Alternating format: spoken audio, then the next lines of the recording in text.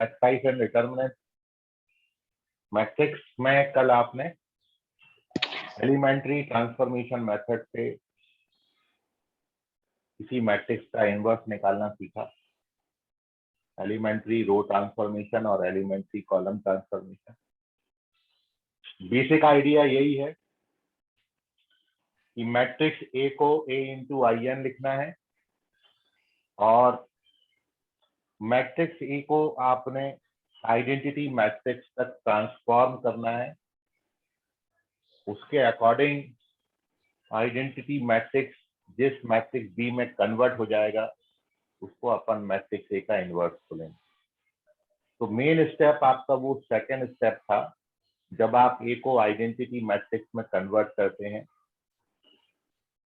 वही आपने बहुत बार प्रैक्टिस करनी है और मिनिमम नंबर ऑफ स्टेप्स आपके यही होंगे। यदि आप किसी मैट्रिक्स को आइडेंटिटी मैट्रिक्स बना रहे हैं तो यदि आप रो ट्रांसफॉर्मेशन से आइडेंटिटी मैट्रिक्स बना रहे हैं तो कॉलम वाइज आइडेंटिटी बनाएंगे। मतलब पहले पहला कॉलम तैयार करेंगे और पहले कॉलम में भी सबसे पहले 1 और फिर उसी 1 की हेल्प से 2 जीरो बनाने।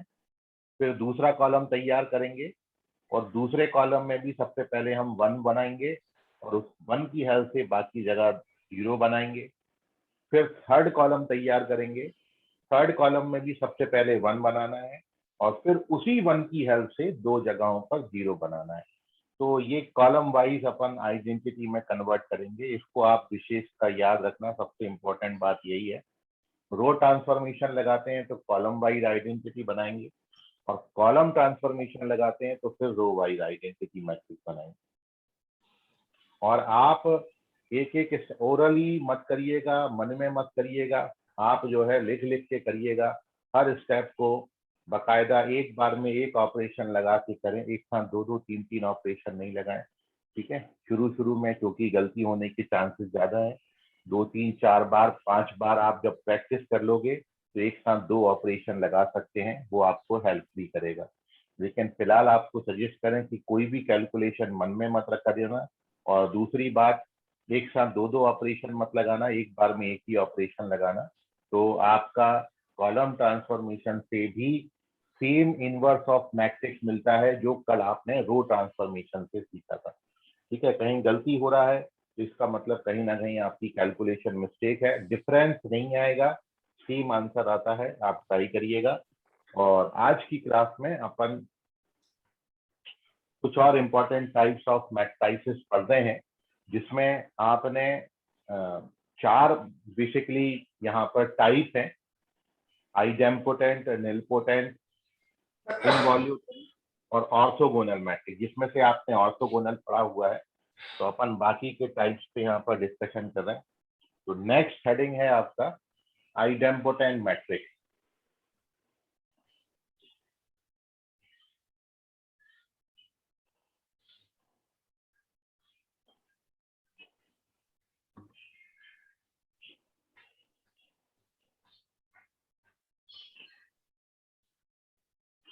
माइक म्यूट कर लो बेटा, किसी का ऑन है।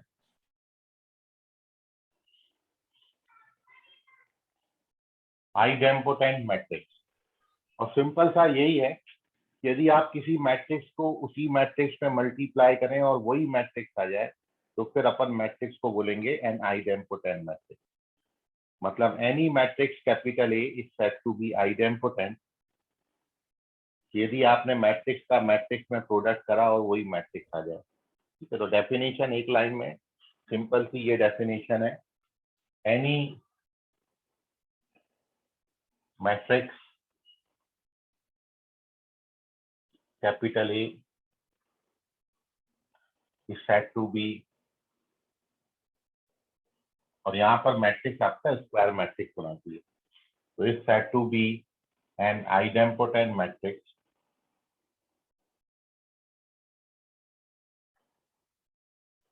Idempotent matrix. ये डेफिनेशन है। इफ मैट्रिक्स का मैट्रिक्स में प्रोडक्ट करें और आपको वही मैट्रिक्स मिल जाए, ए स्क्वायर बराबर ए, तो फिर अपन मैट्रिक्स को बोलेंगे an idempotent matrix. A square आप जानते हैं, ए स्क्वायर का मतलब है ए का ए से प्रोडक्ट, इतनी डेफिनेशन। और आप इसका बहुत अच्छा एग्जांपल जीरो मैट्रिक्स बोल सकते हो, आइडेंटिटी मैट्रिक्स बोल सकते हो। दो एग्जांपल तो यहाँ पर सीधे सीधे हैं ही। जीरो मैट्रिक्स को मतलब जीरो मैट्रिक्स को मल्टीप्लाई करोगे 2 बार तो आपको जीरो मैट्रिक्स ही मिलेगा, और आइडेंटिटी मैट्रिक्स को आपस में मल्टीप्लाई करोगे, चाहे ऑर्डर 2 का आइडेंटिटी हो चाहे ऑर्डर 3 का आइडेंटिटी मैट्रिक्स हो, तो भी आपको आइडेंटिटी मैट्रिक्स मिलेगा। तो ये दो एग्जाम्पल तो हैं ही, साथ साथ इनके अलावा एक 3x3 का और एग्जाम्पल मैं आपको यहाँ पर रखता हूँ। जैसे फॉर एग्जाम्पल आप इसको ट्राई करके देखिए, क्या इसके साथ स्क्वायर करने से यही आता है, तो इससे आपका मैट्रिक्स का प्रोडक्ट का रिवीजन भी हो जाएगा और आइडेम्पोटेंट की डेफिनेशन भी क्लियर हो जाएगी। तो फर्स्ट रो के एलिमेंट है 2 - 2 - 4, 2 - 2 - 4, these are the elements in first row। second row है -1 3 4, और थर्ड रो के एलिमेंट्स हैं यहाँ पर 1 - 2 - 3। और अब अपन ने शो करना है कि ये मैट्रिक्स आपका आइडेम्पोटेंट मैट्रिक्स है। तो आप इस मैट्रिक्स को इसी मैट्रिक्स में मल्टीप्लाई करके देखें, आप देखोगे यही का यही मिल जाएगा। ट्राई करके देख लीजिए, आ जाता है। ठीक है, जैसे वेरिफिकेशन यदि हम करेंगे तो अपन यहाँ पर ए स्क्वायर लेके चलते हैं। 2 - 2 - 4 -1 + 3 + 4 और 1 - 2 - 3, ये मैट्रिक्स लिया और इस मैट्रिक्स को इसी मैट्रिक्स में मल्टीप्लाई कर रहे हैं। 2 - 1 1 -2 3 -2, और फिर से एक बार यही मैट्रिक्स हमने लिया और अब मैं मल्टीप्लाई करूंगा। तो मल्टीप्लिकेशन आपने सीखा है कैसे तरीके से मल्टीप्लाई करेंगे। तो फर्स्ट रो फर्स्ट कॉलम, इसका पहला रो लेना है ये वाला, और ये पहली रो को पहले कॉलम से करस्पॉन्डिंगली मल्टीप्लाई करेंगे। तो 2 2 जा 4 + 2 6 और -4, 6 - 4 is 2। देखिए ये पोजीशन का एलिमेंट 2 बन गया। तो ये पहली रो पहला कॉलम हो गया। अब रो यही रखेंगे, कॉलम ये रखेंगे, पहली रो दूसरा कॉलम। तो 2 × -2 is -4, -6 is -10 और +8, -10 + 8 is -2। और अब फर्स्ट रो रखेंगे और थर्ड कॉलम, तो ये आएगा -8, ये आएगा -8 और ये आएगा +12। तो -8 -8 +12 मतलब -16 +12 is -4। ये देखिए पहली रो आ गई, फिर से वही की वही पहली रो आ गई, आप देखो। और उसके बाद अपन सेकेंड रो के साथ यही सारे काम करेंगे। तो now we take second row first column. तो सेकेंड रो फर्स्ट कॉलम करेंगे तो इज -2 -3 is -5 और +4, -5 + 4 is -1। Second row second column is +2 +9 11 हो गया, 11 - 8 is 3। ये देखिए 3 आ गया।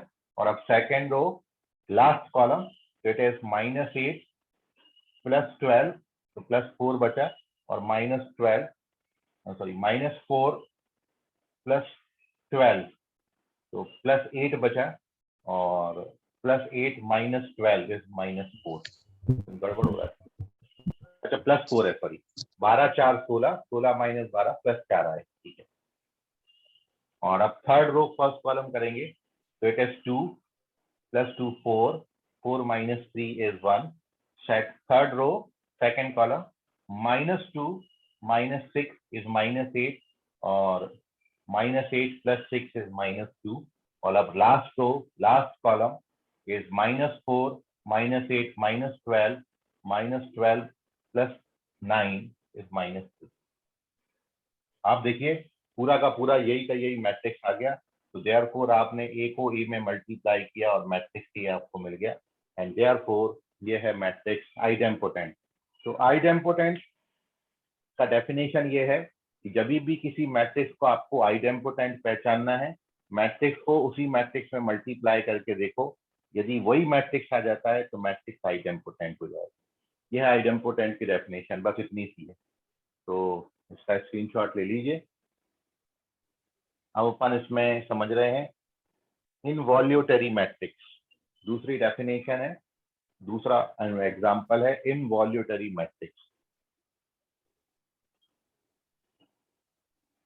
तो बस इतनी सी है, हर बारी चाहे आपको आइडेम्पोटेंट चेक करना हो, चाहे इनवॉल्यूटरी चेक करना हो, चाहे निलपोटेंट चेक करना हो, मैट्रिक्स को मैट्रिक्स में मल्टीप्लाई करके देखना है। मतलब हर बारी आपको ए स्क्वायर करना होगा। मैं बताता हूँ आपको डेफिनेशन, ठीक है। तो टाइप बड़े इजी हैं, इनमें कुछ भी नहीं है, बड़े इजीली पहचान सकते हैं। दूसरा जो टाइप है आपका यहाँ पर वो है इनवॉल्यूटरी मैट्रिक्स।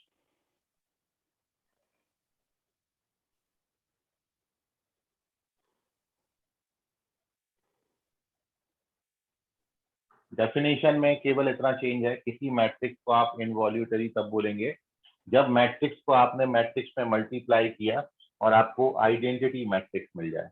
मतलब पहले ए इंटू ए बराबर ए आ रहा था, अब यदि ए इंटू ए बराबर आई आ जाए तो मैट्रिक्स को हम बोलेंगे इनवॉल्यूटरी मैट्रिक्स। आई बनेगा तो इनवॉल्यूटरी, ए बनेगा तो आइडेम्पोटेंट, बस इतना सा फर्क। तो देखिए यहाँ भी मैट्रिक्स को मैट्रिक्स में ही मल्टीप्लाई करना है। तो अब आपका इसका सबसे अच्छा एग्जांपल हो जाएगा आइडेंटिटी मैट्रिक्स, क्योंकि आइडेंटिटी को आइडेंटिटी में मल्टीप्लाई करोगे तो आइडेंटिटी आता है। जीरो मैट्रिक्स जो है, जीरो मैट्रिक्स यहाँ पर इनवॉल्यूटरी मैट्रिक्स नहीं होगा। ऐसे ही ये वाला मैट्रिक्स भी इनवॉल्यूटरी नहीं है, क्योंकि इसको इसमें मल्टीप्लाई करने से आई नहीं बनता, इसको इसमें मल्टीप्लाई करने से ए बनता है, तो ये इनवॉल्यूटरी नहीं होगा। तो एक तो एग्जाम्पल आपका आइडेंटिटी मैट्रिक्स हो गया, और ऐसे ही 3x3 का मैट्रिक्स मैं आपको यहाँ पर दे रहा हूँ, अपन उसको प्रूव करेंगे कि वो इनवॉल्यूटरी है। तो फॉर एग्जाम्पल जैसे हमने मैट्रिक्स ले लिया -5 -8 फर्स्ट रो, -5 आप इसको करके देखिए, -5 -8 0 3 5 0, और लास्ट रो हमने यहाँ पर लिया इज 1 2 -1।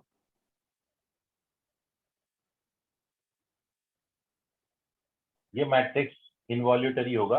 आप यदि इस मैट्रिक्स को इसी में मल्टीप्लाई करो तो आप देखो आइडेंटिटी मैट्रिक्स मिलेगा। मैं यहाँ वेरीफाई करता हूँ इसको। तो हमको मैट्रिक्स का प्रोडक्ट करना है, अब इसको इसी से मल्टीप्लाई करना है और देखना आइडेंटिटी बनता कि नहीं। यदि आइडेंटिटी बन गया तो फिर अपन मैट्रिक्स को बोलेंगे इनवॉल्यूटरी मैट्रिक्स। बस ये डेफिनेशन, दो बार ही करना है, दो से ज्यादा बार करना भी नहीं है। तो करके देखते हैं मल्टीप्लीकेशन। पहले मैट्रिक्स ले लेते हैं, और आपको मैट्रिक्स गिवन है -5 -8 0 3 5 0 1 2 -1, और इस मैट्रिक्स का, इसी मैट्रिक्स से हमने प्रोडक्ट निकाला -5 -8 0, इट इज 3 5 0 और 1 2 -1। नाउ प्रोडक्ट करेंगे फर्स्ट रो फर्स्ट कॉलम, तो ये 25 -24 + 0 1 आ रहा है। फिर 40 -40 0 0 हो गया। फिर 0 0 0, तो ये 0 आ गया। अब सेकेंड रो फर्स्ट कॉलम -15 + 15 0 0, और फिर -24 + 25 0 1 आ गया। और उसके बाद सेकेंड रो लास्ट कॉलम 0 0 0, तो इट इज 0, और अब ये नहीं बने तो भी 0। सो देयरफॉर आप ये देख रहे हो कि हमने मैट्रिक्स को मैट्रिक्स में तो मल्टीप्लाई किया बट आइडेंटिटी बन गया। देयरफॉर हमारा matrix A is involutory matrix. ये है डेफिनेशन। तो मैट्रिक्स को मैट्रिक्स में आपको क्या क्वेश्चन आता है, एक मैट्रिक्स दे देंगे और 4 ऑप्शन दे देंगे, पहचानने को आएगा कि आपको ये पहचानना है कि वो इनवॉल्यूटरी है, कि आइडेम्पोटेंट है, कि ऑर्थोगोनल है, कि निलपोटेंट है। तो हर बारी आपने मैट्रिक्स को मैट्रिक्स से मल्टीप्लाई करना है। यदि ए इंटू ए करने से ए मिल जाए तो आइडेम्पोटेंट, ए इंटू ए करने से आई मिल जाए तो इनवॉल्यूटरी मैट्रिक्स। खत्म हो गया, ये इनवॉल्यूटरी की डेफिनेशन होगी। इतना इतना सा पार्ट याद रख, नोट कर लीजिए इसको। मैं एक एक एग्जांपल आपको देते जा रहा हूँ इसलिए।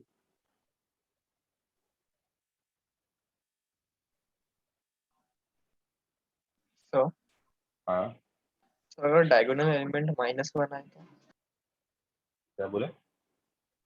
सर डायगोनल एलिमेंट -1 आए तो पूरे? नहीं, तब वो आइडेंटिटी मैट्रिक्स नहीं होता है, क्योंकि -1 आएगा यहाँ पर डायगोनल एलिमेंट, तो माइनस कॉमन ले लेंगे तो सामने माइनस का साइन आ जाएगा, तो वो माइनस ऑफ आइडेंटिटी मैट्रिक्स बनेगा।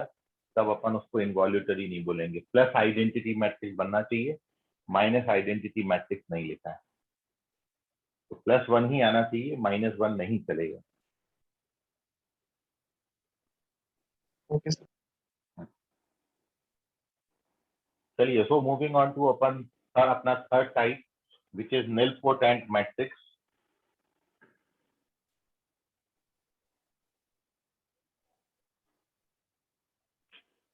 Third type is nilpotent matrix.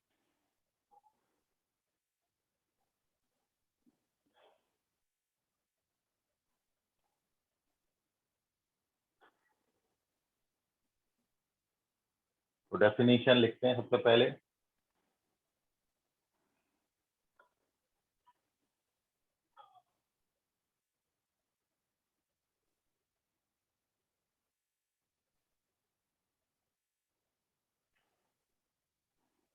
Definition यह है कि any square matrix is said to be nilpotent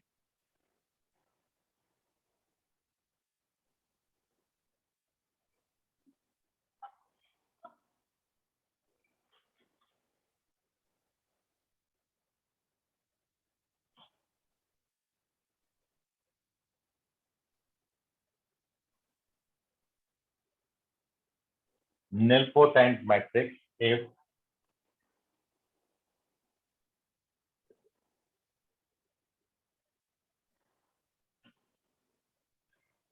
there exists a positive integer m such that a power m equals to 0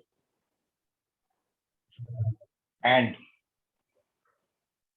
the least value of m is called index of nilpotent matrix.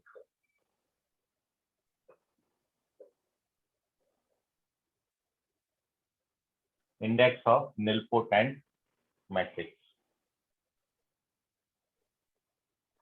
मतलब अब definition ये है कि आपने सबसे पहले idempotent matrix पढ़ा, ए को ए से मल्टीप्लाई करेंगे ए आएगा तो आइडेम्पोटेंट, ए को ए से मल्टीप्लाई करेंगे आई आएगा तो इनवॉल्यूटरी।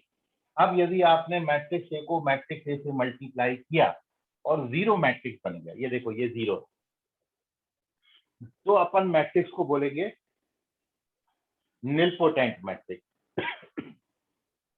और ए को ए में कितनी बार मल्टीप्लाई करने से 0 बना? 2 बार मल्टीप्लाई करने से, तो इस 2 को हम index of the nilpotent matrix बोले। अब मान लो आपने ए को ए से मल्टीप्लाई किया, ए नहीं बना, आपने ए को ए से मल्टीप्लाई किया, आई भी नहीं बना, आपने ए को ए से मल्टीप्लाई किया, 0 भी नहीं बना, मतलब मैट्रिक्स ना तो आइडेम्पोटेंट हुआ ना इनवॉल्यूटरी हुआ। बट ये बोलने से पहले कि वो निलपोटेंट भी नहीं होगा, निलपोटेंट में एक खासियत यह है कि अब हम यहाँ पर m का पावर लगाएं और m कोई भी पॉजिटिव इंटीजर होता है। कहने का मतलब यह है कि मान लो 2 बार मल्टीप्लाई करने से 0 नहीं आ रहा, तो फिर हम एक बार और मल्टीप्लाई करके देखेंगे, मतलब हम a इंटू ए करेंगे 3 बार। अब मान लो 3 बार मल्टीप्लाई करने से वो 0 बन गया, तो फिर मैट्रिक्स को हम बोलेंगे निलपोटेंट और m को हम बोलेंगे इंडेक्स, तो 3 इंडेक्स का हो जाएगा। तो सिंपली तीनों डेफिनेशन में, चाहे वो इनवॉल्यूटरी हो, चाहे वो आइडेम्पोटेंट हो, चाहे वो निलपोटेंट हो, आपने मैट्रिक्स को मैट्रिक्स से मल्टीप्लाई करना है। आइडेम्पोटेंट में 2 ही बार करना है, इनवॉल्यूटरी में 2 ही बार करना है, निलपोटेंट में आप 2 बार, 3 बार, 4 बार, 5 बार, 6 बार, 7 बार, तब तक इसमें करते जाएं जब तक ये 0 मैट्रिक्स नहीं बन जाए। जिस दिन ये 0 मैट्रिक्स बन जाएगा, जितनी बार मान लो 7 बार मल्टीप्लाई करने से ए को वो 0 मैट्रिक्स बना, तब अपन मैट्रिक्स को बोलेंगे निलपोटेंट मैट्रिक्स और उसका इंडेक्स अपन बोलेंगे 7। जितनी बार मल्टीप्लाई करने से 0 बनेगा, ठीक है। तो चाहे आपको आइडेम्पोटेंट पहचानना हो, चाहे इनवॉल्यूटरी पहचानना हो, चाहे निलपोटेंट पहचानना हो, मैट्रिक्स को मैट्रिक्स से मल्टीप्लाई करना है। इसके लिए एक एग्जांपल आपको बताता हूँ, जैसे फॉर एग्जांपल, और फिर आपका कोई क्वेरी होगा इसमें तो पूछिए। और हम यहाँ पर एक एग्जांपल आपको जो ऐसा दे रहे हैं जो कि एकदम जनरल एग्जांपल है। आप यहाँ पर ए और बी के डिफरेंट डिफरेंट वैल्यूज लेके बहुत सारे इसमें क्वेश्चन बना सकते हो। तो मैंने यहाँ पर ए बी लिया है, यहाँ बी स्क्वायर लिया है, यहाँ पर ए स्क्वायर लिया, यहाँ पर माइनस ए बी। मान लो मैं ये एक एग्जांपल ले लेता हूँ। माइक म्यूट कर लो बेटा, किसका ऑन है?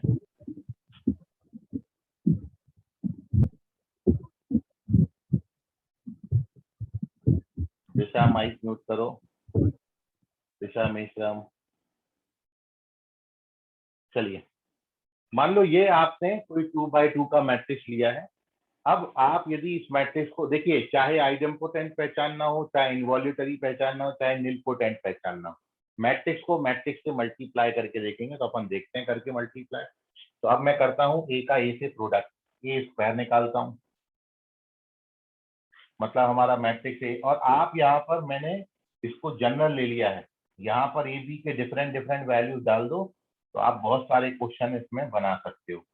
तो ये आ गया ए बी, ये आ गया बी स्क्वायर, ये आ गया माइनस ए स्क्वायर, ये आ गया माइनस ए बी। और अब दोनों का प्रोडक्ट अपन करेंगे। तो प्रोडक्ट करोगे तो first row first column, A square B square minus A square B square zero, ये A B cube minus A B cube zero, ये भी जीरो आता है, ये भी जीरो आता है, आप देख लो। तो हमने मैट्रिक्स को मल्टीप्लाई किया मैट्रिक्स से, तो देयरफॉर आपने यहाँ पर ए स्क्वायर करा और आपको जीरो मैट्रिक्स मिल गया। देयरफॉर हम बोल सकते हैं कि ए is nilpotent matrix of index 2। ठीक है, तो ये हो गया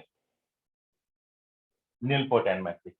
मान लो ए को ए से मल्टीप्लाई करते ये ए आ जाता तो फिर अपन इसको आइडेम्पोटेंट बोलते, आई आ जाता तो इनवॉल्यूटरी बोलते। ए को ए से मल्टीप्लाई करने पे मान लो ये जीरो अभी आ गया, मान लो जीरो भी नहीं आता, तब ये ना तो आइडेम्पोटेंट होता, ना इनवॉल्यूटरी होता, ना इनपोटेंट होता।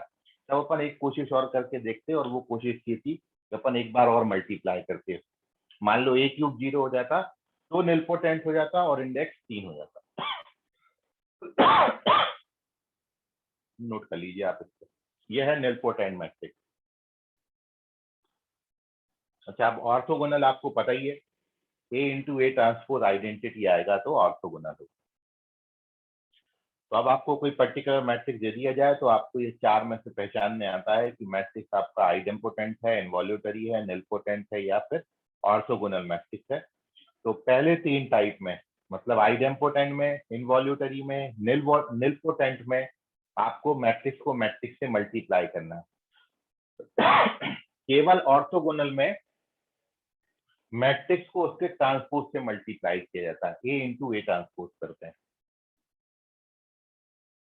चलिए, आई होप आपको समझा होगा। Take the screenshot of this page.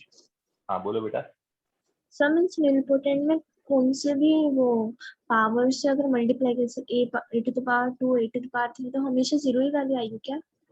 नहीं, हमेशा जीरो नहीं आएगा। यदि मैट्रिक्स निलपोटेंट है तो जीरो बनेगा।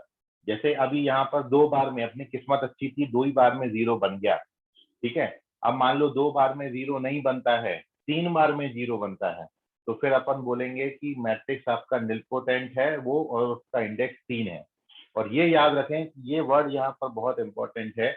यहाँ पर लीस्ट वैल्यू ऑफ एम को ही अपन बोलेंगे इंडेक्स, क्योंकि यदि कोई मैट्रिक्स 3 बार मल्टीप्लाई करने पर जीरो हो गया तो फिर वो 4 बार में भी जीरो आएगा, 5 में भी जीरो आएगा, 6 में भी जीरो आएगा। तो फिर मतलब उसका इंडेक्स फिर अपन ये नहीं बोलेंगे 3 भी है, 4 भी है, 5 भी है, 6 भी है। इंडेक्स हमेशा लीस्ट वैल्यू ऑफ एम होती है, वो सबसे छोटी वैल्यू जो हम ए के पावर में लें और हमको जीरो मैट्रिक्स मिल जाए। क्योंकि यदि ए स्क्वायर जीरो हो गया तो अब ये कंफर्म है कि ये 3 भी जीरो आएगा, ये 4 भी जीरो आएगा, ये 5 भी जीरो आएगा।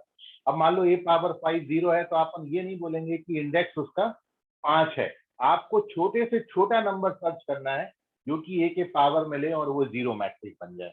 तो याद रखें, इंडेक्स पे ये बात बहुत इंपॉर्टेंट है, लीस्ट वैल्यू ऑफ, इसलिए हमेशा हम सीधा उठा के 5 बारी मल्टीप्लाई करके नहीं देखेंगे, हम शुरुआत करेंगे 2 से, 2 पे 0 नहीं हुआ तो हम 3 बार करेंगे, 3 पे नहीं हुआ तो फिर अपन 4 बार करेंगे, और धीरे धीरे इस तरीके से प्रोसीजर आगे बढ़ाना है। तो जो प्रोसीजर होता है भाई ऑप्शन चेक करने का, हमेशा सबसे पहले क्या करेंगे, ए को ए से मल्टीप्लाई करेंगे। मान लो ए नहीं आया तो आइडेम्पोटेंट नहीं है, मान लो आई भी नहीं आया तो इनवॉल्यूटरी नहीं है, मान लो 0 भी नहीं आया तो फिर वो निलपोटेंट भी नहीं होगा। तो फिर आप क्या करोगे, एक और ऑप्शन चेक करोगे, ए का ए ट्रांसपोज से मल्टीप्लाई करके देख लेना।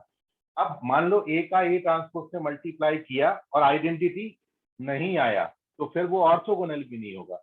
अब आइडेंटिटी सॉरी आइडेम्पोटेंट नहीं है, इनवॉल्यूटरी नहीं है, ऑर्थोगोनल नहीं है, तो कंफर्म है कि वो निलपोटेंट होगा। लेकिन निलपोटेंट 2 इंडेक्स का नहीं बन रहा तो फिर अपन 3 बार 4 बार 5 बार फिर ऐसे करके देखेंगे। क्लियर है बेटा अभी? Yes sir. हाँ बोलो। सर एक बार क्लास की एडमिन क्या कल का बता देंगे। क्या बोले सर वो क्लास के एडमिन क्या कल का बता देना सर, वो रो ट्रांसफर है। हाँ हाँ हाँ बोलो। सर, अगर ऑप्शन में नन ऑफ दिस भी रहा तो फिर उसको कुछ करेंगे? नहीं, नन ऑफ दीज देगा तो निलपोटेंट के साथ फिर नन ऑफ दीज नहीं देते हैं जनरली ऐसे क्वेश्चन में।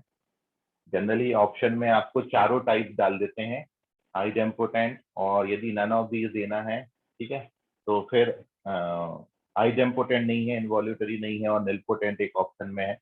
2 बार में नहीं हो रहा है तो आप उसका 3 बार प्रोडक्ट करके देखिए। 3 से ज्यादा कैलकुलेशन बहुत लेंदी हो जाती है, तो इंडेक्स 3 से ज्यादा कभी निलपोटेंट नहीं देते हैं, ठीक है। तो फिर नन ऑफ दीज पे ही अपन टिक करके आगे बढ़ जाएंगे, तो आपको ज्यादा उसमें सोचना नहीं है, ठीक है। सर हाँ बोलो। सर सभी मैट्रिक्स ये चारों टाइप में ही आते हैं क्या, कि मतलब सेपरेट भी होते हैं कोई? मैंने ऐसा जरूरी नहीं है कि कोई मैंने मैट्रिक्स दिया है तो वो इन 4 में से ही कोई एक हो, ऐसा जरूरी नहीं है, वो इनके अलावा भी कुछ आ सकता है। मैट्रिक्स को मैट्रिक्स में मल्टीप्लाई करने से ये जरूरी नहीं है कि मैट्रिक्स ए ही बने, ये भी जरूरी नहीं है कि 0 बन जाए, और ये भी जरूरी नहीं है कि आई बन जाए, और ये भी जरूरी नहीं है कि ट्रांसपोज से मल्टीप्लाई करने पे आई बने। ये कुछ अलग भी बन सकता है, ठीक है। तो इसलिए ये जरूरी नहीं है कि मैं दुनिया में जितने भी मैट्रिक्स हैं वो इन 4 में से कोई ना कोई एक जरूर होंगे, इनके अलावा भी कुछ हो सकते हैं। और कोई क्वेरी आपकी? सही। तो ये आपको जैसे बोला था 4 स्पेशल टाइप हैं, वो मैं आपको बताऊंगा। और अब इनके बाद अपन यहाँ पर बहुत इंपॉर्टेंट हेडिंग डिस्कस कर रहे हैं। यहाँ पर सिस्टम ऑफ लीनियर इक्वेशंस को अपन पहले क्रैमर्स रूल से सॉल्व कर रहे हैं और फिर by matrix method upon solve करेंगे। So moving on to our next page number 4.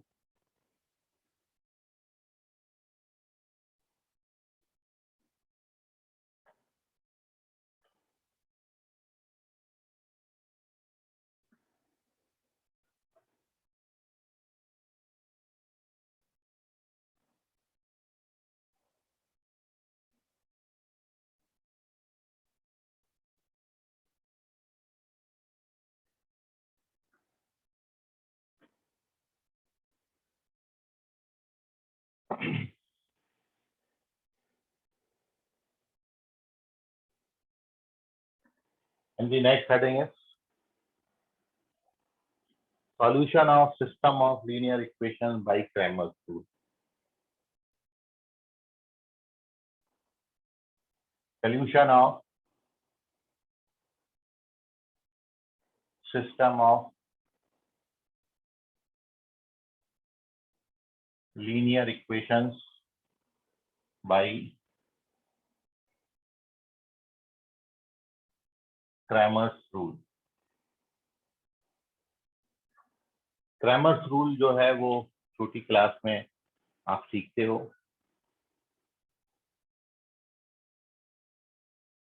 Linear equation in 2 variables,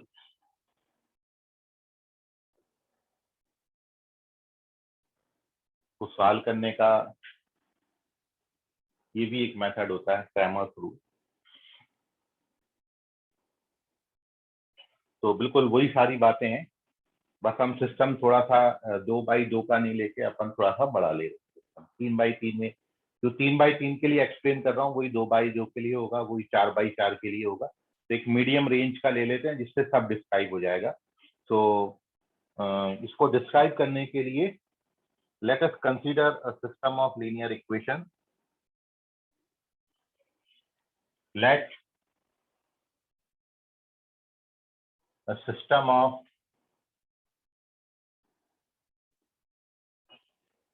three linear equations, तीन लीनियर इक्वेशन ले रहे हैं तो तीन वेरिएबल भी अपन लेंगे, system of three linear equations, और वो अपन यहाँ पर ले लेते हैं aix plus biy plus ciz is equal to di, और यहाँ पर अपन ने i का वैल्यू लिया है where i is equal to 1 2 3। तो अपने पास तीन सिस्टम, तीन वेरिएबल, तीन इक्वेशन, मतलब जैसे इफ यू टेक i का वैल्यू 1 तो अपनी पहली इक्वेशन क्या हो गई, a1x plus b1y plus c1z बराबर d1। दूसरा इक्वेशन हो जाएगा a2x plus b2y plus c2z बराबर d2, and the third equation is a3x plus b3y plus c3z बराबर d3। So we take three linear equation in three variables x, y, z. System of linear equation अपन इनको बोलेंगे, ठीक है। So now this system can be written in the matrix form। इस system of linear equation को आप matrix representation में भी इस तरीके से भी लिख सकते हो, या फिर मैं ऐसे करता हूँ कि थोड़ा सा और आपको क्लियर होता है, कई बच्चे ऐसा समझ नहीं पाते। आई होप आप तो समझ गए होंगे, ठीक है। लेकिन अपन आई की जगह पर जैसे 1 डालेंगे तो एक इक्वेशन मिलेगी, फिर 2 डालेंगे तो दूसरी इक्वेशन मिलेगी, और 3 डालेंगे तो वी गेट तीसरा इक्वेशन। मैं डाल के ही सीधा कंसीडर कर लेता हूँ तो थोड़ा सा आपको समझने में ज्यादा आसानी हो जाएगी। ये सिस्टम ऑफ तीन लीनियर इक्वेशन मैं ये लिया हूँ। पहला इक्वेशन मैंने ले लिया a1x plus b1y plus c1z बराबर d1। सेकेंड इक्वेशन है a2x plus b2y plus c2z बराबर d2, एंड थर्ड इक्वेशन हमने कंसिडर की है। तो दीज आर दी, अब अपन को ये तीन लीनियर इक्वेशंस को सॉल्व करके एक्स वाई जेड की वैल्यू बतानी, सिस्टम ऑफ लीनियर इक्वेशन का सॉल्यूशन अपन कर रहे हैं, और वो भी क्रैमर्स टूल से, ठीक है। So this system of linear equation, अब एक बात और मैं यहाँ पर लिख रहा हूँ, और मैंने यहाँ पर लिखी है, ये अपना पूरा एक सिस्टम हो गया, और अब यहाँ पर लिख रहा हूँ अब सिस्टम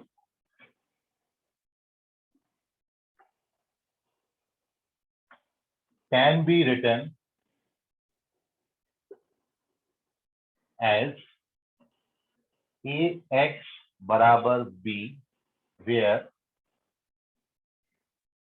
a बराबर, ये हमने ले लिया कोएफिशिएंट मैट्रिक्स, मतलब इनके केवल कोएफिशिएंट ले लें।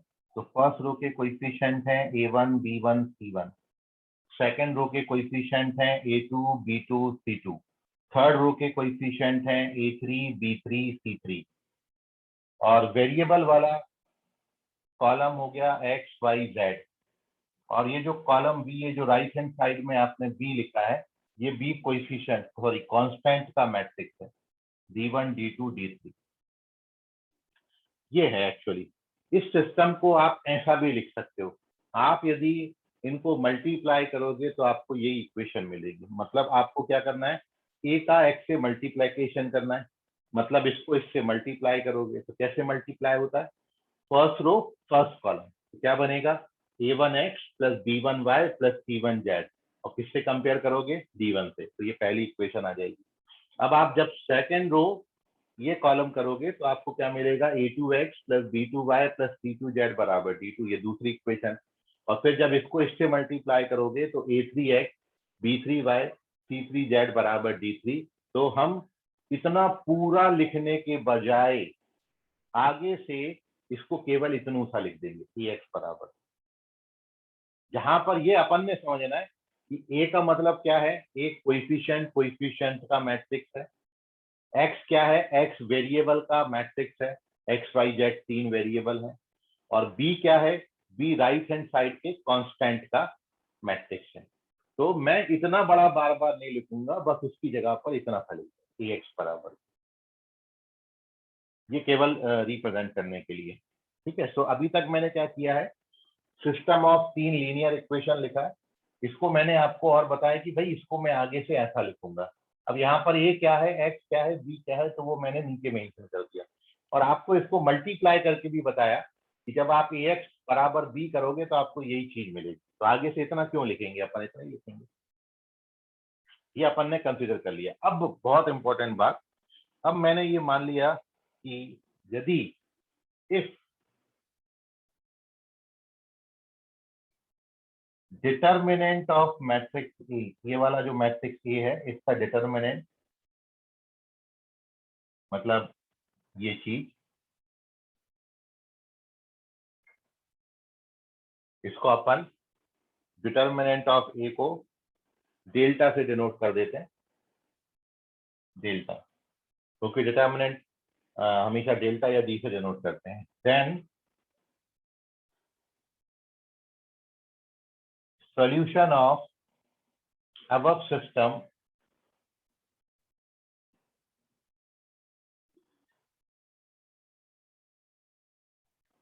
is given by, तो अब सीधा मैं सॉल्यूशन दे रहा हूँ सिस्टम का।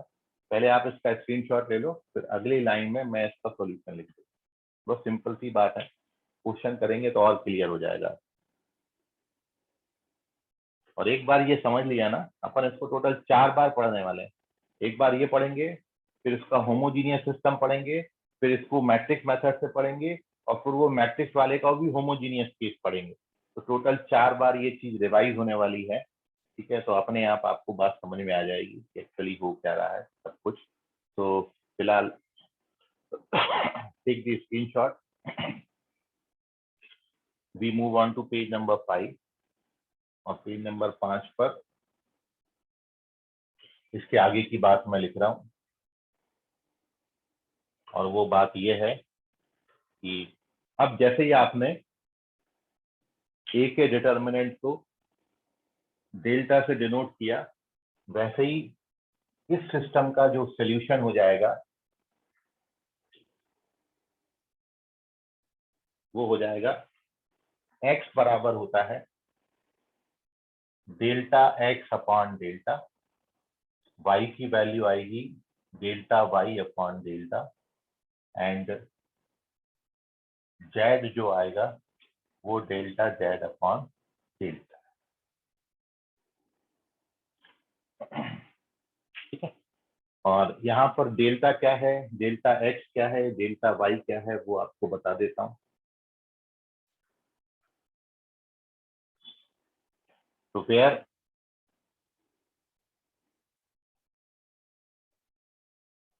डेल्टा तो आपको पता ही है, डेल्टा मैट्रिक्स ए का डिटर्मिनेंट है। मतलब ये मैट्रिक्स ए का जब डिटर्मिनेंट बनाओगे तो ये बनेगा a1 b1 c1, a2 b2 c2, a3 b3 c3। ये है डेल्टा जो डिनोमिनेटर में लिखा है। डेल्टा एक्स कैसे बनाएंगे, डेल्टा एक्स बनाने के लिए जो एक्स के कोएफिशिएंट है, मतलब फर्स्ट कॉलम है, ये फर्स्ट कॉलम को d1 d2 d3 से रिप्लेस कर दीजिए, बस और कुछ नहीं। मतलब a1 a2 a3 की जगह पर आपने लिखना है d1 d2 d3, और second column third column remains as such.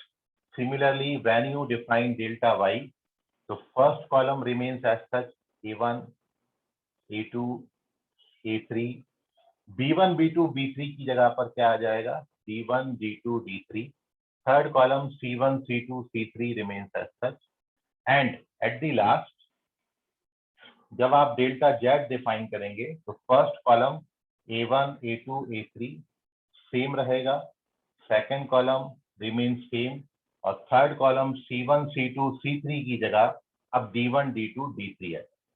ये है delta x, delta y, delta z और डेल्टा की वैल्यू।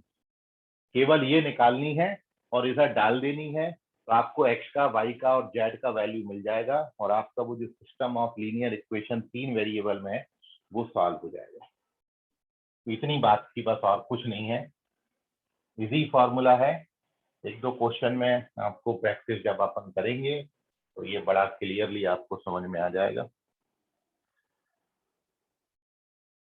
मैं अभी क्वेश्चन में इसको प्रैक्टिस आपको करके बताता हूँ। एक क्वेश्चन अपन करते हैं तो आपको क्लियर हो जाएगी। लेकिन एक बहुत इंपॉर्टेंट बात अब मैं आपसे डिस्कस कर रहा हूँ, ध्यान से समझिए। And the important thing is that कि आपको इस पर क्वेश्चन ज्यादा आता है, जो मैं अगली बात आपको बता रहा हूँ। नोटेबल थिंग है।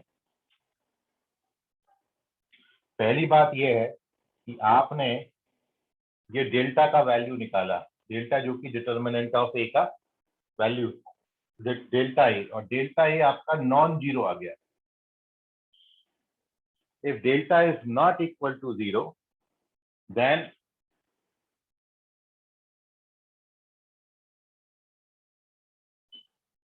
our system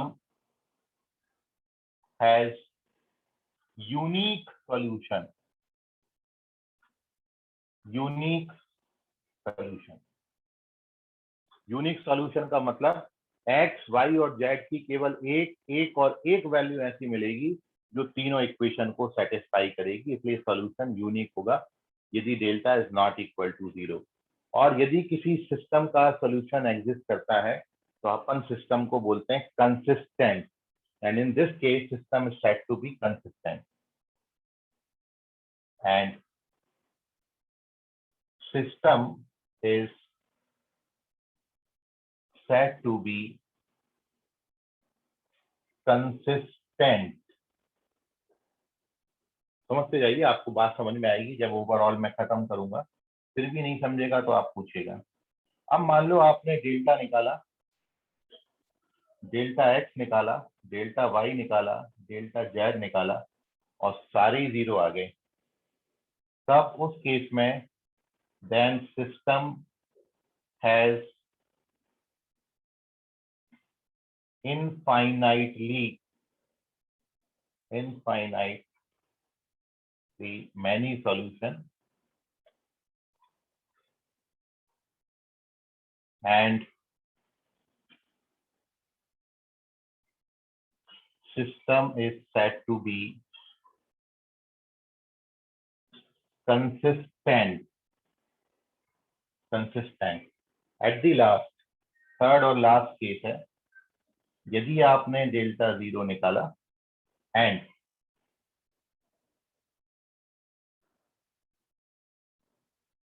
at least one of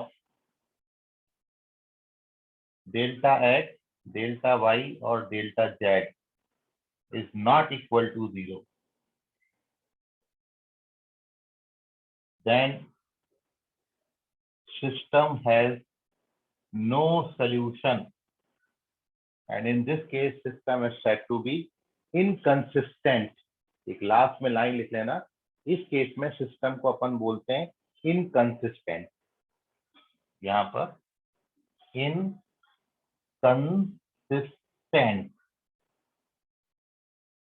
ये होगी डेफिनेशन। अब समझिए जो मैंने लिखा है वो क्या है।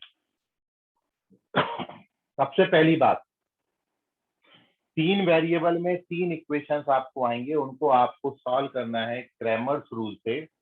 तो आप ये सारी बातें निकालेंगे, डेल्टा निकालेंगे, डेल्टा एक्स निकालेंगे, डेल्टा वाई निकालेंगे, डेल्टा जेड निकालेंगे। मान लो आपने डेल्टा निकाला ये और ये नॉन जीरो आया, ये जीरो नहीं आया, तब सिस्टम के लिए एक्स वाई जेड की एक और केवल एक वैल्यू ऐसी मिलेगी जो पूरे सिस्टम को सेटिस्फाई करेगी। ऐसे केस में अपन बोलेंगे कि system has unique solution. Unique का मतलब एक्स वाई जेड का सिंगल वैल्यू मिलता है जो पूरे इक्वेशन को सेटिस्फाई करेगा। यदि सारे के सारे आपने निकाले और सब जीरो आ जाए तो उस केस में अपन बोलेंगे कि सिस्टम के लिए जो नंबर ऑफ सॉल्यूशंस हैं वो कितने हैं, इनफाइनाइटली मेनी सॉल्यूशंस हैं। और इस केस में भी अपन सिस्टम को क्या बोलेंगे, कंसिस्टेंट बोलेंगे। और लास्ट बात है, यदि आपने डेल्टा जीरो निकाल लिया और इन तीनों में से कोई एक आदि नॉन जीरो आ गया, कोई एक नॉन जीरो आ गया, तो फिर सिस्टम का जो सॉल्यूशन है, सिस्टम हैज नो सोल्यूशन, सब सिस्टम के लिए आपको कोई सोल्यूशन नहीं मिलता। मतलब देयर आर ओनली 3 पॉसिबिलिटीज। आपको या तो जैसे आप पढ़ते थे ना पेयर ऑफ लाइन, जो सॉरी आपने क्लास 10th में लीनियर इक्वेशन इन 2 वेरिएबल्स को ग्राफिकली सॉल्व किया है, तो आपने उसमें 3 ही केस पढ़े हैं। या तो यूनिक सॉल्यूशन होता था, तो मतलब ग्राफ एक ही पॉइंट पे इंटरसेक्ट करते थे, या नो सॉल्यूशंस होता था तो लाइंस पैरेलल हो जाते थे, या फिर आइडेंटिकल लाइंस होते थे तो इनफाइनाइटली मेनी सॉल्यूशन। वही 3 यहाँ पर है। 3 के अलावा और कोई पॉसिबिलिटी नहीं होती। मैं आपको 3 वेरिएबल का कोई सिस्टम दे दूं, 4 वेरिएबल का कोई सिस्टम दे दूं, 2 वेरिएबल का कोई सिस्टम दे दूं, या तो उस सिस्टम के लिए यूनिक सॉल्यूशन होगा, या उस सिस्टम का नो सॉल्यूशन होगा, या फिर उस सिस्टम का इनफाइनाइटली मेनी सॉल्यूशन होगा। And these all are depends upon values of delta, and delta is delta Y delta Z. यदि डेल्टा नॉन जीरो आया तो यूनिक सॉल्यूशन, डेल्टा जीरो आ गया तब 2 पॉसिबिलिटीज है, यहाँ भी डेल्टा जीरो है, यहाँ भी डेल्टा जीरो है। तो डेल्टा यदि जीरो है तब 2 पॉसिबिलिटीज है, डेल्टा के साथ सारे जीरो हो जाएंगे तो इनफाइनाइटली मेनी सॉल्यूशन, डेल्टा के साथ कोई एक भी जीरो होगा तो फिर नो सॉल्यूशन होगा। ये है बहुत इंपॉर्टेंट कंडीशन, इस पर जनरली क्वेश्चन बनते हैं। और एक बात, यदि सिस्टम का सॉल्यूशन एग्जिस्ट कर रहा है तो सिस्टम को बोलते हैं कंसिस्टेंट। यदि सिस्टम का सॉल्यूशन एग्जिस्ट ही नहीं कर रहा है तो अपन सिस्टम को बोलेंगे इनकंसिस्टेंट। तो मैंने फर्स्ट केस में कंसिस्टेंट लिखा है, सेकंड केस में कंसिस्टेंट लिखा है, लेकिन थर्ड केस में क्या हो गया, वो इनकंसिस्टेंट हो गया। तो if system has a solution then system is said to be consistent, if system has no solution then it is said to be inconsistent. इतनी सी बात है बस। अब अपन एक क्वेश्चन कर रहे हैं तो आपको और थोड़ा सा क्लियर होगा। Now first you take the screenshot of this. कोई डाउट है, कोई क्वेरी है अभी तक आपको इसमें, तो पूछ लीजिए।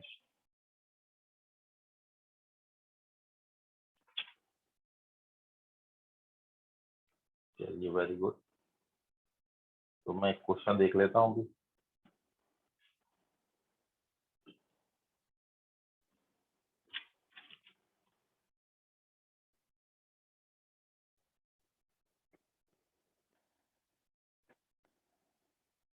तो देखिए क्वेश्चन ले लेते हैं अपन एक,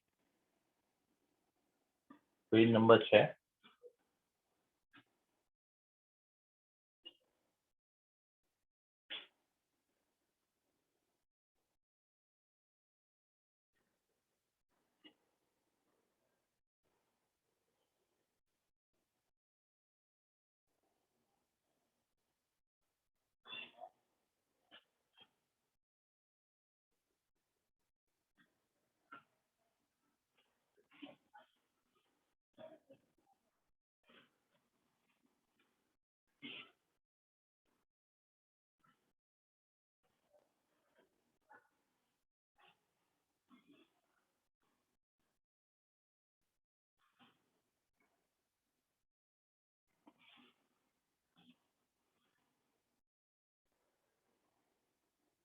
तो क्वेश्चन ये है,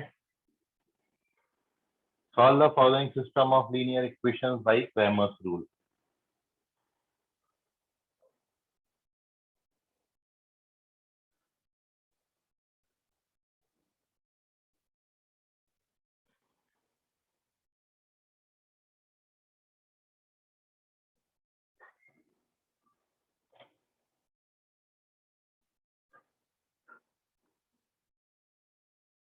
क्रैमर्स रूल से सॉल्व करना है।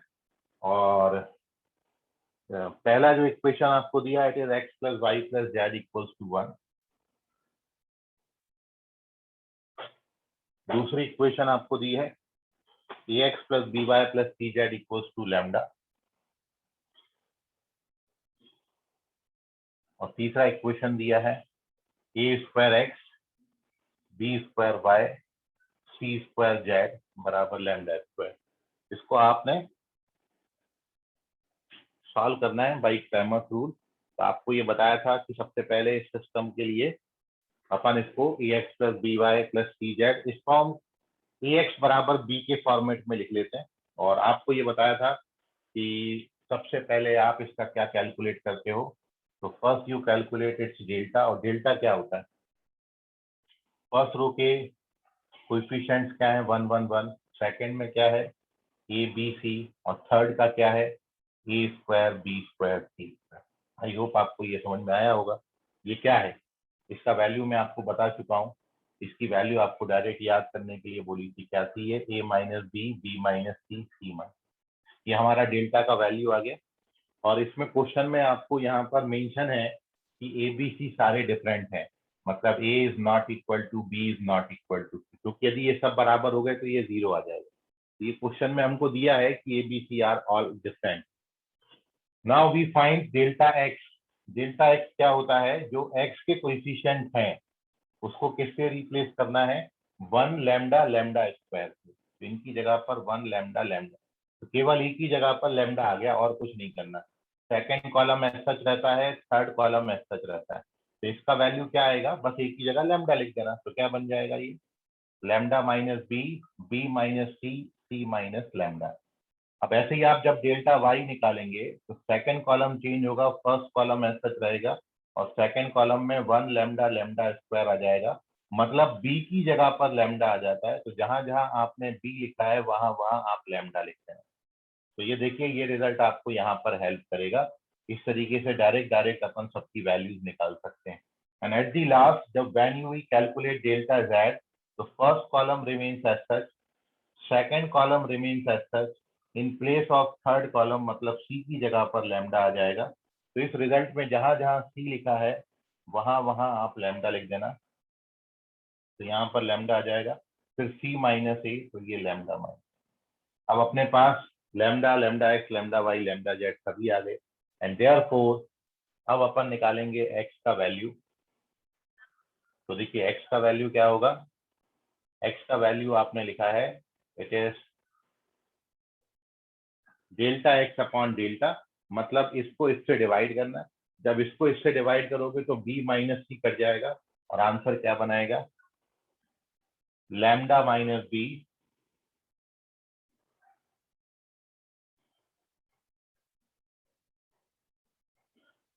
ये फर्स्ट क्वेश्चन का आंसर। ऐसे ही जब y की वैल्यू निकालोगे वो डेल्टा वाई अपॉन डेल्टा होगा। डेल्टा वाई आपका ये रहा, इसको जब इससे डिवाइड करेंगे तो c माइनस ए कट जाएगा, और आंसर बनेगा a minus lambda lambda minus C upon a minus B और b माइनस सी। और एट दी लास्ट जेड, जो कि डेल्टा जेड अपॉन डेल्टा होगा, मतलब इसको आप इससे डिवाइड करेंगे तो a माइनस बी कटेगा, b minus lambda lambda minus a, और divided by b minus c minus. तो ये हमारा एक्स वाई जेड का वैल्यू, और इस तरीके से इसको अप्रोच करना था क्वेश्चन। तो ये जरूरी नहीं केवल हमने यहीं पे सॉल्व किया भाई, ये रिजल्ट आपको डायरेक्ट याद करने को बोला था, ये भी यूज हुआ है, क्योंकि इसकी हेल्प से ही अपन इतना जल्दी आंसर इसका लिख पाए। तो ये है क्रैमर्स रूल और उसका यूटिलाइजेशन क्वेश्चन में। कुछ और क्वेश्चन करेंगे तो और आपको क्लियर होगा कंसेप्ट। फिलहाल you take the screenshot of this page, कोई डाउट है इसमें तो पूछ लीजिए।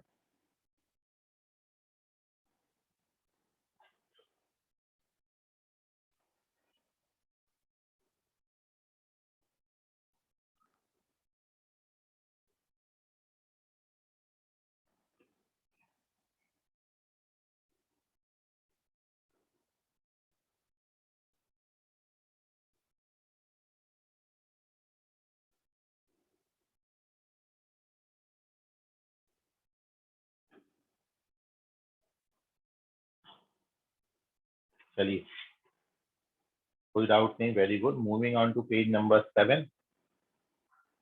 अब मैं एक बात और आपसे करता हूँ, यही क्रैमर्स रूल से रिलेटेड बात है, ठीक है, और फिर अपन इसको कल की क्लास में एक बार और रिवाइज भी करेंगे, जब अपन इन्हीं क्वेश्चंस को फिर मैट्रिक्स की मेथड से भी, अभी अपन डिटर्मिनेंट की मेथड से सॉल्व कर रहे हैं।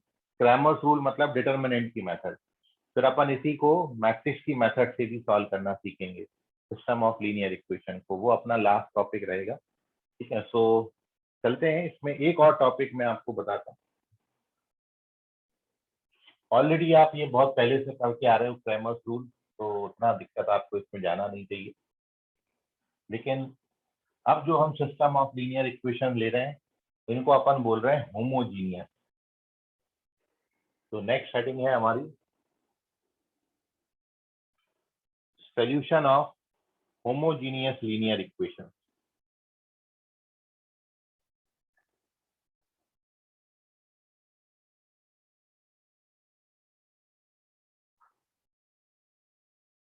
Homogeneous linear equations.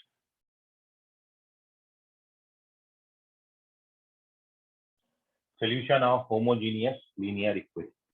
अब होमोजीनियस लीनियर इक्वेशन में और लीनियर इक्वेशंस में क्या फर्क है? तो केवल इतना फर्क है कि यहाँ पर जो इक्वेशंस हैं इनके राइट हैंड साइड में जो वेरिएबल हैं वो कांस्टेंट के बजाय 0 होते हैं। मतलब हमने यहाँ पर एक 3x3 सिस्टम कंसीडर कर लिया, 3 वेरिएबल वाला कोई लीनियर इक्वेशन वाला सिस्टम ले लिया। जैसे हमने लिया लेट कंसीडर सिस्टम ऑफ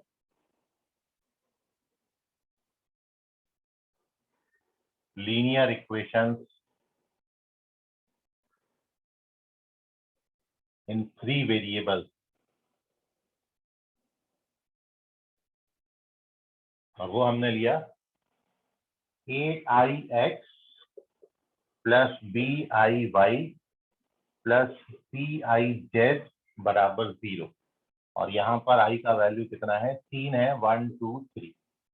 ठीक है। तो अब जो पहले आपने इक्वेशन लिए थे यहाँ पर di लिखा था, अब ये di की जगह पर राइट हैंड साइड में 0 है, तो हम ऐसे सिस्टम को system of homogeneous linear equation बोलेंगे। यदि यहाँ नंबर की जगह पर 0 लिखा है तो it is called system of homogeneous linear equation. और अब इन 3 लीनियर इक्वेशंस को यदि आप ax बराबर b के फॉर्मेट में लिखते हैं तो विच कैन बी रिटन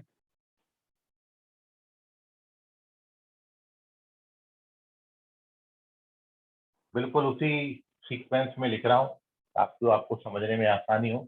तो which can be written in the form of ax बराबर b की जगह पर अब क्या आ जाएगा? 0 मैट्रिक्स। वेयर यदि आपसे a पूछें कि a क्या है तो a केवल कोएफिशिएंट का मैट्रिक्स है।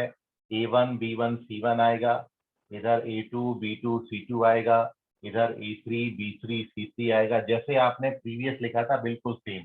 x क्या है? x कॉलम मैट्रिक्स है वेरिएबल का, 3 वेरिएबल है x y z। और b क्या है? b भी कॉलम मैट्रिक्स है, और यहाँ d1 d2 d3 की जगह पर अब 0 0 0 आएगा। तो जब आप ax बराबर 0 करोगे तो आपको यही 3 इक्वेशन मिल जाएंगे। अब आप ये देख रहे हैं कि ये सिस्टम में सॉल्यूशन की यदि मैं बात करूं तो चूंकि अब यहाँ पर d1 आप यदि डेल्टा x निकालोगे, डेल्टा y निकालोगे और डेल्टा z निकालोगे तो सारे ही 0 आएंगे, क्योंकि ये 0 0 है। क्योंकि आपने ये समझा कि मान लो आपने ये कंसीडर कर लिया, नाउ लेट कि मैट्रिक्स ए का जो डिटर्मिनेंट का वैल्यू है उसको हमने लैम्डा मान लिया। अब जब आप डी मान लिया, डेल्टा मान लिया। अब जब आप इसका डेल्टा एक्स कैलकुलेट करोगे तो डेल्टा एक्स में क्या होता है? जो एक्स के कॉलम है a1 a2 a3, इसकी जगह पर क्या आएगा? d1 d2 d3। और चूंकि d1 d2 d3 यहाँ पर 0 0 0 है तो ये एक्चुअली ऐसा बनेगा 0 0 0। और ये फिर क्या रहेगा? ये रहेगा b1 b2 b3। और ये क्या रहेगा? ये c1 c2 c3। और इसलिए इसका वैल्यू कितना आएगा? 0। सिमिलरली जब आप डेल्टा y निकालोगे तो ये वाला कॉलम 0 होगा, और जब डेल्टा z निकालोगे तो ये वाला कॉलम। तो सिमिलरली तो ये पक्की बात है कि होमोजीनियस लीनियर इक्वेशंस में delta x, delta y, delta z इनका वैल्यू तो 0 0 होता है। और आपने पढ़ा है कि सॉल्यूशन क्या होता है? सॉल्यूशन होता है delta x upon delta, delta y upon delta. और अब आपने एक चीज और पढ़ी है कि ये 3 तो 0 आ रही है, लेकिन साथ साथ डेल्टा भी 0 आ जाए तो फिर इनफाइनाइटली मेनी सॉल्यूशन होंगे। और यदि डेल्टा नॉन 0 आएगा, क्योंकि डेल्टा पे अब 2 ही रिस्ट्रिक्शन है, या तो डेल्टा 0 आ सकता है या डेल्टा नॉन 0। अब यदि डेल्टा नॉन 0 मतलब delta is not equal to 0 आ जाए तो यूनिक सॉल्यूशन मिलता है। और वो यूनिक सॉल्यूशन में एक्स वाई जेड तीनों का वैल्यू 0 0 0 आएगा। और इस सॉल्यूशन को हम डिटर्मिनेंट इस सिस्टम के लिए ट्रिवियल सॉल्यूशन बोलते हैं। तो मैं अब बहुत दो इम्पोर्टेंट बात यहाँ पर लिख रहा हूँ जिससे हम अपनी बात को खत्म करेंगे, और वो बात ये है कि मान लो आपने ये आंसर निकाला, और एक मिनट फाइनल देख रहे हैं इसका, हाँ ये। अब देखिए ये नोट में लिखिए। पहली बात, यदि डेल्टा नॉट इक्वल टू 0 आ गया, ये वाला, then system has unique solution, और वो यूनिक सॉल्यूशन यहाँ पर ट्रिवियल सॉल्यूशन होगा। ट्रिवियल सॉल्यूशन का मतलब होता है एक्स वाई जेड सारे के सारे 0 0 0, मतलब यहाँ पर तीनों वेरिएबल की वैल्यू 0 0 0 है यदि डेल्टा नॉट इक्वल टू 0 है। और दूसरा, यदि आपका डेल्टा भी 0 आ गया, then system has infinitely many solution, जो कि सारे के सारे नॉन ट्रिवियल होंगे। ट्रिवियल सॉल्यूशन तब बोलेंगे जब एक्स वाई जेड तीनों वेरिएबल 0 हो जाए, तो सॉल्यूशन अपन बोलते हैं ट्रिवियल सॉल्यूशन। तो दो पॉसिबिलिटीज हैं, मतलब ओवरऑल अब आप कंक्लूजन समझें कि यदि आपको तीन लीनियर इक्वेशन के राइट हैंड साइड में यदि 0 दे रखा है, तब सारा कुछ डिपेंड करेगा डेल्टा पे। यदि डेल्टा नॉन जीरो आया तो फिर ट्रिवियल सॉल्यूशन होगा, मतलब एक्स वाई जेड की वैल्यू 0 0 0 इसको सेटिस्फाई करेगी। और यदि डेल्टा 0 आ गया तो फिर वो सॉल्यूशन आपका नॉन ट्रिवियल कहलाएगा। तब एक्स वाई जेड की वैल्यू अदर देन 0 0 0 कुछ मिलेंगी, और बहुत सारी मिलेंगी, इनफाइनाइटली मैनी मिलेंगी, जो सिस्टम को सेटिस्फाई करती होंगी। ठीक है, सो ये है आपका linear equation, system of homogeneous linear equation, और जो इसके पहले पढ़ते थे वो नॉन होमोजीनियस लीनियर इक्वेशन है। यही बातों को कल अपन मैट्रिक्स की मेथड से एक बार और पढ़ेंगे, तो ये रिवाइज भी हो जाएगा। एक बार आप इस सिस्टम को समझिएगा। दो ही बातें इंपॉर्टेंट हैं, ये वाली जो बात आपको बताई है, जनरली इस पे बहुत क्वेश्चन बनते हैं, ये मैं क्वेश्चन भी आपको लेके इसके बताऊं। तो कल अपन पहले थ्योरी खत्म करेंगे और फिर इस पे कुछ क्वेश्चन करेंगे, तो आपको और ये कंसेप्ट क्लियर हो जाए। तो first you take the screenshot. अभी आपके मन में कोई सवाल है तो पूछ लीजिए। तो हाँ सर अपन इसको 2x2 का मैट्रिक्स करना रहा तो a1x प्लस b1y तक ही चलेगा ना इक्वेशन? हाँ, बस दो इक्वेशन लोगे तो दो वेरिएबल होंगे, तीन इक्वेशन लेंगे तो तीन वेरिएबल, चार इक्वेशन लेंगे तो चार वेरिएबल, क्योंकि ये स्क्वायर मैट्रिक्स होना चाहिए। तो जितने आपने वेरिएबल डाले हैं उतने इक्वेशन अपन ने ले। तो वेरिएबल जब है तो तीन वेरिएबल है तो एक्स वाई जेड, और तीन वेरिएबल है तो तीन इक्वेशन लेंगे तो फर्स्ट सेकंड थर्ड, इसलिए 3x3 का बनेगा, स्क्वायर मैट्रिक्स होना चाहिए।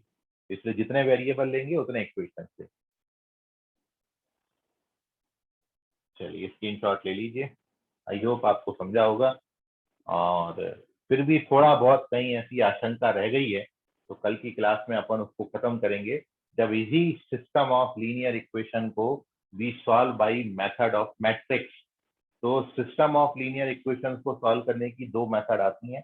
एक तो क्रैमर्स रूल से, ये भी स्कूल एग्जाम में लिखा आता है कि क्रैमर्स रूल से सॉल्व करो या इसको मैट्रिक्स की मेथड से सॉल्व करो। और यदि ऐसा कुछ नहीं लिखा है, ऑब्जेक्टिव क्वेश्चन है, तब तो कुछ नहीं करना, तब तो हम ये सब नहीं करेंगे। हम तो क्या करेंगे, क्योंकि मेरे को सॉल्व करना है, सॉल्व करने का मतलब एक्स वाई जेड की वैल्यू बतानी, तो कौन ऐसा करके एक्स वाई जेड निकालेगा। मैं तो चार ऑप्शन में जो एक्स वाई जेड दिए होंगे वो ऑप्शन डाल डाल के देख लूंगा इक्वेशन में, जिससे सेटिस्फाई होगा वो हमारा आंसर। इतना सब करने की जरूरत नहीं है फिर तो ऑब्जेक्टिव क्वेश्चन में। ये तो सब सब्जेक्टिव के लिए मेहनत अपन कर रहे हैं। ठीक है, तो इसका स्क्रीनशॉट ले लीजिए, बाकी करेंगे कल की क्लास में। आज के लिए फिलहाल इतना। सर सर हाँ बोलो। सर आप तो कल आए ही नहीं थे ब्रांच में। क्या बोले? सर आप कल मानकापुर ब्रांच आए ही नहीं थे। हाँ सर क्यों नहीं आए थे? ओके, आज मैं इंदौरा ब्रांच जाऊंगा। सर आप मानकापुर ब्रांच कल आए ही नहीं थे ना।